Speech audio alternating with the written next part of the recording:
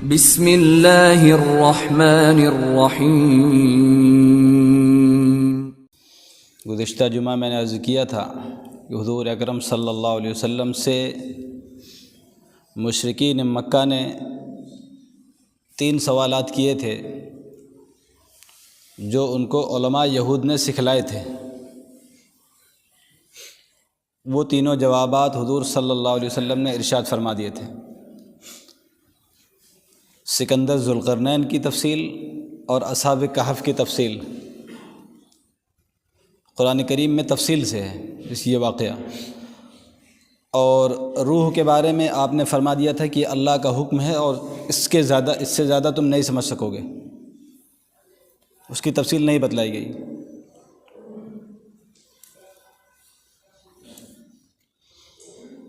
نبوت ملنے کے تقریباً 7 سال کے بعد، یعنی ہجرت سے 5 سال پہلے، یہی مشرکین مکہ شام کے وقت جمع تھے، حضور اکرم صلی اللہ علیہ وسلم کے پاس آئے، اور آنے کے بعد پھر انہوں نے ایک مطالبہ کیا۔ یہ ان کا روزمرہ کا کام تھا، کچھ نہ کچھ سوالات کرتے رہنا کہ کہیں کوئی ایسا مسئلہ اٹک جائے اور کوئی ایسا سوال پیش کر دیا جائے کہ اللہ کے نبی صلی اللہ علیہ وسلم اس کا جواب نہ دے سکیں، بس ان کا کام بن جائے۔ یہ مغرب کے بعد کا وقت ہے۔ یہ مشرکین آئے اور کہنے لگے کہ ایک مطالبہ ہے آپ صلی اللہ علیہ وسلم سے، وہ مطالبہ پورا فرما دیں، ہم آپ چاہتے ہیں کہ کچھ ہمیں دکھلائیں آپ۔ تو آپ نے فرمایا کہ جو بھی تمہارا مطالبہ ہے اگر وہ پورا کر دیا جائے تو ایمان لے آؤ گے، کیونکہ مقصد تو ایمان لانا تھا، مطالبات پورا کرنا یہ بھی مقصد نہیں تھا۔ معجزات بھی یہ مقاصد میں سے نہیں ہے، یہ علامات نبوت میں سے ہے، معجزات۔ تو بعض روایت میں آتا ہے کہ انہوں نے سوال کیا کہ کوئی معجزہ، کوئی کرامت دکھائیں آپ، عجیب چیز۔ اور بعض روایت میں یہ بھی آتا ہے کہ 14ویں کا چاند تھا اور کہا کہ چاند کے 2 ٹکڑے کر کے دکھا دیں آپ۔ مغرب کے بعد کا وقت ہے اور 14ویں کا چاند نکلا ہوا ہے، اور مطالبہ یہ ہوا کہ اس کے 2 ٹکڑے آپ اگر کر دیں یہیں پر کھڑے ہوئے تو ہم ایمان لے آئیں گے۔ بات پکی ہو گئی تو حضور صلی اللہ علیہ وسلم نے ایک انگلی سے اشارہ فرمایا چاند کی طرف، اور چاند 2 حصوں میں تقسیم ہو گیا، اور دونوں میں تھوڑا سا نہیں خاصا فاصلہ ہو گیا۔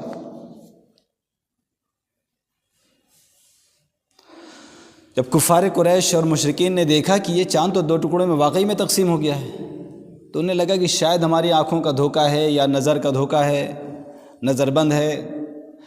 تو روایات میں آتا ہے کہ اپنی آنکھوں کو ہاتھ سے مل مل کے دیکھ رہے تھے کہ شاید صاف دکھ جائے اور یہ وہم ہو، دور ہو جائے ہمارا۔ لیکن بڑی کوشش کے بعد بھی ان کی یہ خواہش پوری نہیں ہو سکی، اور چاند 2 ٹکڑوں میں ہی کھڑا رہا، اور تقریباً 1 گھنٹے کے آس پاس رہا۔ یہ تھوڑا سا 2-4 سیکنڈ کا مسئلہ نہیں تھا کہ انکار کر دیتے وہ۔ بعض روایت میں آتا ہے کہ یہ عصر اور مغرب کے درمیان کا جو وقت ہوتا ہے، اتنی دیر تک سورج 2 حصوں میں تقسیم کھڑا رہا۔ پھر اس کے بعد اپنی اصلی حالت پر آ گیا وہ۔ اب آپ صلی اللہ علیہ وسلم نے پوچھا کہ اب کیا کہتے ہو، تمہارا مطالبہ تو پورا ہو گیا، ایمان لے آؤ۔ تو کہنے لگے کہ آپ نے تو ہماری آنکھوں پر جادو کر دیا ہے، نعوذ باللہ، کیونکہ آپ تو جادوگر ہے ہی ہیں، تو ہم پہلے سے کہہ رہے تھے یہی بات، آج تو بات پکی ہو گئی کہ آپ جادوگر، آنکھوں پہ جادو کر دیا اور وہ ہم لوگوں کو نظر نہیں آیا۔ ابھی ہم یہیں پر ٹھہریں گے، اور باہر سے جو آنے والے قافلے ہیں جو مکے میں آیا جایا کرتے تھے، پہلے ہم ان سے تصدیق کرائیں گے، بھئی ہم یہاں موجود ہیں، ہماری آنکھوں پر اثر ہو گیا۔ اگر وہ لوگ بھی اس بات کو مان لیتے ہیں اور کہتے ہیں کہ ہم نے بھی دیکھا، تو پھر ہم آپ کی بات مان لیں گے۔ لیکن ایمان تو پھر بھی نہیں لانا تھا نا، مطالبے والے ایمان نہیں لاتے۔ چنانچہ یہ مکے کے باہر کھڑے ہو گئے، جو بھی قافلہ آتا جاتا رہا، اندر آتے رہے مکے میں، ان سے پوچھتے رہے کہ ابھی تھوڑی دیر پہلے کیا تم نے ایسا دیکھا ہے کہ چاند 2 ٹکڑے میں ہو گیا تھا؟ تو جتنے قافلے اس وقت آئے تھے 2-4 لوگوں کے، کبھی چھوٹی جماعت ہے کبھی بڑی ہے، سب نے اس بات کا اقرار کر لیا کہ ہاں یہ حادثہ تو بھی ہم نے دیکھا ہے، یہ عجیب بات تھی۔ لیکن ان تصدیقات کے بعد بھی یہ ظالم ایمان نہیں لائے، اور اس کو ایک جادو کہہ کر یا نظر کا دھوکہ کہہ کر کے بات کو ٹال دیا۔ سوال یہ ہے کہ اس کی حقیقت کیا ہے؟ سیدھی سی بات ہے، پیغمبر علیہ الصلاۃ والسلام کے ہاتھ پر جو معجزات ظاہر ہوتے ہیں، معجزہ کہتے ہیں کہ وہ کام، مشکل ترین کام، بلکہ محالات میں سے جو کام ہوتے ہیں، کبھی کبھی اللہ اپنے انبیاء کے ذریعے سے ان کاموں کو انجام دیتے ہیں اور اس کی نسبت اللہ کی طرف ہوتی ہے۔ یعنی کوئی نبی جب چاہے کوئی معجزہ دکھا دے، یہ نبی کے اختیار میں نہیں ہوتا، یہ اللہ کی مرضی کے اوپر ہے، اس کی نسبت بھی اللہ کی طرف ہوتی ہے۔ اسی طرح بزرگوں کے ہاتھ پر کبھی کبھی کوئی عجیب چیز واقع ہو جاتی ہے، جس کو ہم کرامت کہتے ہیں۔ کرامت تو ایسے شرافت کے معنی میں آتا ہے بزرگوں کے لیے، لیکن کسی بھی ایسی مشکل بات کو دیکھ کر کے ان کے عقیدت میں اضافہ ہوتا ہے، لوگ ان کی عزت کرنا شروع کر دیتے ہیں، ماننے لگتے ہیں کہ ہمارے کوئی بڑے بزرگ ہیں، کوئی ولی ہیں اور صاحب کرامت ہیں، اس وجہ سے اس کو کرامت کہتے ہیں۔ تو نبی کے ہاتھ پر ظاہر ہو تو معجزہ کہلاتا ہے، اور امتی کے ہاتھ سے ظاہر ہو، امتی کے ذریعے سے آئے تو اس کو کرامت کہتے ہیں، نسبت اللہ کی طرف۔ اللہ کی مرضی سے ہوتا ہے، جب اللہ چاہتے ہیں تبھی ہوگا۔ جب کوئی ولی چاہے جو کرامت دکھلانا چاہے تو نہیں ہو سکتا، وہی حال انبیاء کا ہے، جب اللہ کی مرضی آئی تو معجزات آتے رہے۔ دوسری بات، چاند کا 2 ٹکڑے ہونا یہ حقیقت میں تھا، یہ وہم نہیں تھا، اور آج کی موجودہ سائنس ہے جس کے ذریعے سے اب انسان چاند تک پہنچنا شروع ہو گیا ہے۔ جو لوگ وہاں پر گئے، جانے کے بعد جب چاند کا انہوں نے جائزہ لیا، اس کی تصویریں لی گئی، تو تصویروں میں انہیں یہ صاف نظر آیا کہ ان میں ایک دراز ہے، جو اس بات کی علامت ہے کہ کبھی یہ ٹکڑے ہوا تھا اور بعد میں اس کو جوڑا گیا ہے۔ اور کوئی بھی چیز ایک مرتبہ جب توڑ دی جاتی ہے، گھر کا پیالہ لے لیں آپ، کوئی توڑنے کے بعد جب اس کو جوڑیں گے تو اس کے نشانات پھر بھی رہ جائیں گے، وہ نہیں جڑتا، اور اگر وہ نشانات بھی اللہ کی قدرت سے مشکل نہیں تو وہ ختم بھی ہو جاتے، لیکن بعد والے پھر انکار کر دیتے نا، یہ وہم رہا ہوگا، یہ تو ہمیں تو نہیں پتہ، یا اس دور کے لوگوں کو نہیں پتہ کہ چاند کتنی اوپر ہے، پھر بعد میں لوگ چاند تک پہنچیں گے اور وہاں کے حالات کا جائزہ لیں گے، وہاں کی تحقیق کریں گے، تخریج کریں گے، یہ تو پتہ نہیں تھا۔ لیکن اگر وہ دراز جو تھا وہ بھی مٹا دیا جاتا تو بعد والے کہہ سکتے تھے نا کہ ایک وہم تھا، واقعی میں جادو رہا ہوگا، لیکن اللہ نے وہ خلا بھی باقی نہیں رکھا، اور وہ دراز آج بھی باقی ہے، جس کو اب تو کھلی کتاب ہو گئی، بالکل ہر ایک ماننے لگا ہے کہ چاند کے 2 ٹکڑے ہوئے تھے اور اس کا دراز ابھی بھی موجود ہے۔ یہ معجزہ ہے اور یہ قیامت تک معجزہ جاری رہے گا انشاءاللہ۔ باقی سب سے بڑا معجزہ تو قرآن کریم ہے حضور صلی اللہ علیہ وسلم کا، یہ تو چھوٹے چھوٹے معجزات ہیں۔ اور اللہ کے نبی کے ہاتھ پر چاند 2 ٹکڑے ہو جائے تو کوئی بہت بڑا مسئلہ نہیں، یہ تو عام سی بات ہے نا، چھوٹی سی بات ہے۔ جب آپ معراج میں تشریف لے گئے، 7 آسمان سے اوپر اور جنت جہنم کی سیر کی، اور پھر سدرۃ المنتہا پہنچے، پھر عرش اعظم پر پہنچے، اللہ سے براہ راست سامنے دیکھا اور بات چیت کیا، تو یہ تو کوئی حیثیت ہی نہیں رکھتا تھا۔ بہرحال یہ ایک معجزہ تھا، اس کو کہتے ہیں شق القمر، قرآن کریم میں بھی اس کا تذکرہ ہے۔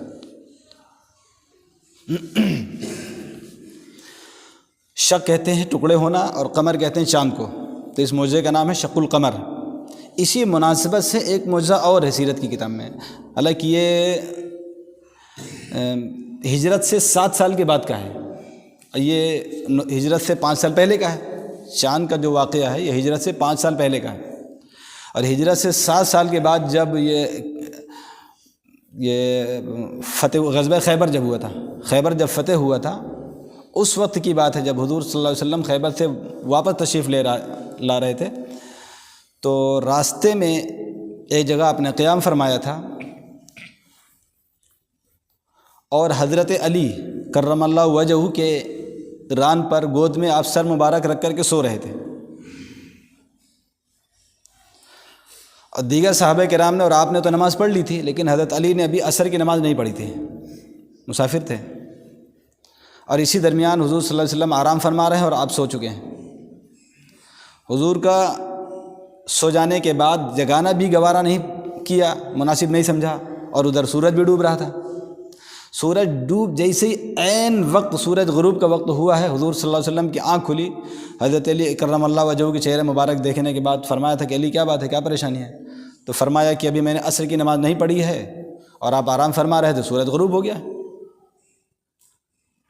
تو حضور صلی اللہ علیہ وسلم نے دعا فرمائی تھی کہ اے اللہ، جس نے میرے آرام کا خیال رکھا تھا، جس کے ران پر سر رکھ کر میں سو رہا تھا،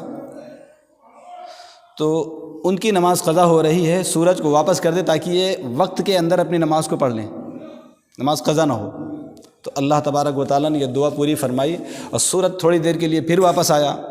پھر اس کی روشنی اور شعائیں ظاہر ہوئیں، اور حضرت علی کرم اللہ وجہہ نے اپنی عصر کی نماز ادا فرمائی، پھر سورج غروب ہو جاتا ہے۔ اس کو کہتے ہیں رد شمس، اس معجزے کو شمس کہتے ہیں سورج کو، اور رد کہتے ہیں واپس ہونے کو۔ تو شق القمر چاند کے ٹکڑے ہونا، اور رد شمس سورج کا واپس آنا۔ البتہ جو پہلی روایت ہے وہ بہت مضبوط تواتر سے ہے، چاند والی۔ اس روایت کو بعض لوگوں نے ضعیف کہا ہے، لیکن علامہ جوزی اور علامہ جلال الدین سیوطی رحمۃ اللہ علیہ نے فرمایا کہ یہ روایت صحیح ہے، اور مشکل کوئی بھی نہیں، مشکل کا تو کوئی تعلق ہی نہیں۔